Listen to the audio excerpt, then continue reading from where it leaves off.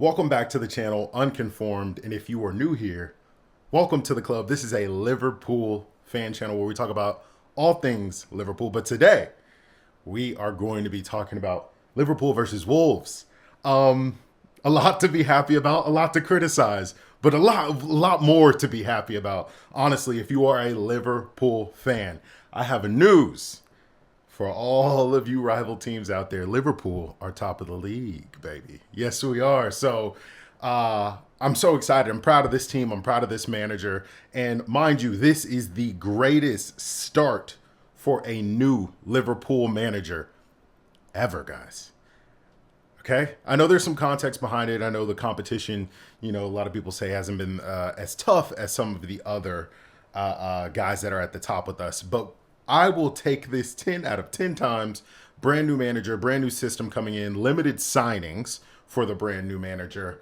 To be able to rattle off these many victories and only concede 2 goals, you can't really ask for much more from Arne Slot. But I repeat, Liverpool are top of the league, baby. Yes, they are. So, Wolves actually didn't play terrible in this match. They actually played really well, and throughout the entire match. And I think Gary O'Neill's side is actually a little bit unlucky to be in the position that they are, bottom of the league, struggling like they are. But the mentality of some of the players aren't kind of holding up to the ability, right? There are some talented players on that team, and I think they pushed us. I think they pushed us actually all the way to the edge, and Arne was able to win ugly against this side. And if you've been following this channel and you know me, I think winning ugly is a hallmark of a championship team. It doesn't matter what sport that you play.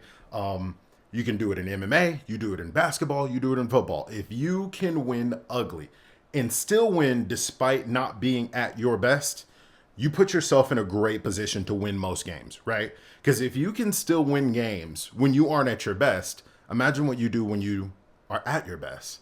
You win every time, right? So this is a really good sign for me. I know there's going to be a lot of people that are going to say that they're a little bit worried still about this Liverpool side, but I love it. I love these types of wins because it proves your championship mettle. And we did that time and time again with Jurgen Klopp, especially last season, with how we had always come from behind and win 3-1 or 2-1 or whatever it might be. We went on to win silverware last season, which kind of proved my theory correct. And I think it's good. I think all signs are pointing in the right direction. Gary O'Neill I feel like he felt that he kind of figured Arne Slot out. The way that he set up the team was actually really good, and how he was able to basically bypass our press by bringing in an additional 2 or 3 midfielders to help out that back line to move the ball forward, and then break our press by not allowing us a whole ton of space in between when we are trying to pass out of the back. And we struggled a little bit on that. But we were able to figure it out. And that's the thing about teams like this, championship caliber teams, that they figure out ways to win. You look at Manchester City, you look at, I hate to bring them up, but Arsenal, they find ways to win these games, and that's what you look for. And now, because of that, Liverpool are top of the league. And I'll be fair, they dominated, especially for that first 20 minutes, like actually dominated us and controlled a majority of the possession. But Arne does a really good job of making adjustments, not just at halftime, but on the fly. I've noticed this a lot with Arne Slot and this Liverpool team, is that in the first 10, 15, or 20 minutes of a match, if it's not going the way that he wants, he'll actually make tactical adjustments on the fly and help us get more control over their game. And oftentimes it's having Maka drop in deep and start carrying the ball into our half of the pitch, right? To get a little bit more composure, that giving Ryan Gravenberch a lot more space to kind of operate and control things coming from the back line into the midfield, right? So I'm not sure why we don't just do that from the start, or if we were just growing into the game, or we were kind of surprised that Wolves actually came after us and didn't attack us in a low block. But it's very interesting to kind of see some of the tactics that Arne has kind of implemented and the formations that he's using to make us really effective. But what's impressing me the most about Arne Slot is that all these players were here before. No new signings, barely any new signings. Chiesa has barely played. Our other new signing is playing for another team. Yet it feels like we have a whole new team. Does it not? Especially Ryan Giro Gravenberch. He is a very, very good player. But before I jump into some of the things that I saw about him, tell me in the comments, where does Slot go from here? Being the most successful Liverpool manager to start in their first 7-8 games. What are your thoughts of how he's kind of done things? Is this a fluke? Are we going to move on to do better things? I think we are. If you know me, you know that I am a very positive person, and I think that Arne Slot is the one. And while you are down there telling me what you think about Arne Slot's start to life at Liverpool, make sure you leave a comment telling us where you are watching from. If you are brand new here, we had so many people from all around the world, places I didn't even know people were watching from Atlanta, from Russia, from Nigeria. Welcome to all of the new subscribers as we continue to build this whole thing up. Almost had 3,000 subs. Can we get to 3,000 subs before the end of the month? I think so. I think this thing is going to go crazy. But if you are not new here and you haven't subscribed, you know what to do. But let's get back into the game.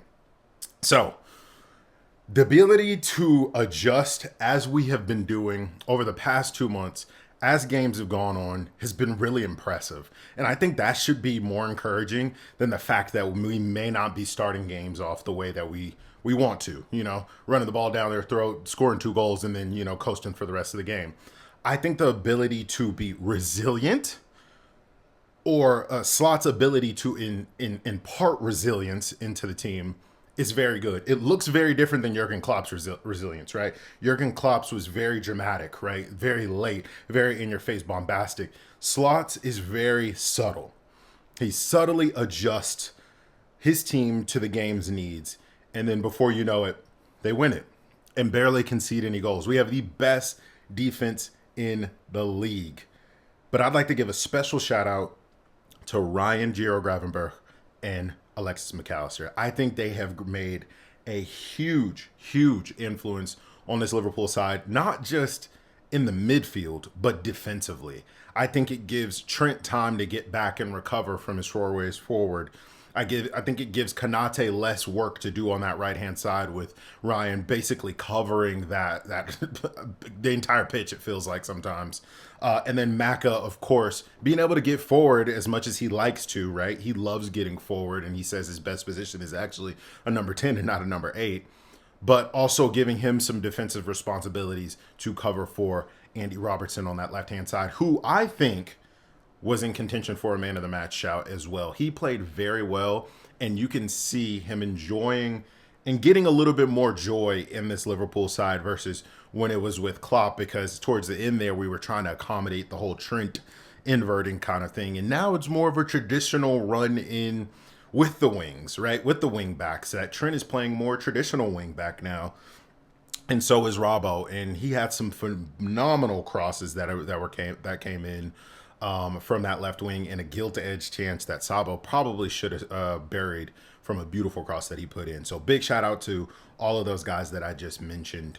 A great start to their Liverpool campaign, honestly. Maka, Ryan, and our dark horse, Andy Robbo, probably the greatest deal in Liverpool history, might I add. But we weren't at our best at all. But these are the games that you want to win, like I mentioned before. Slot has proved that he can win pretty, he can run the score up, and that he can win ugly against tough sides that are coming after you.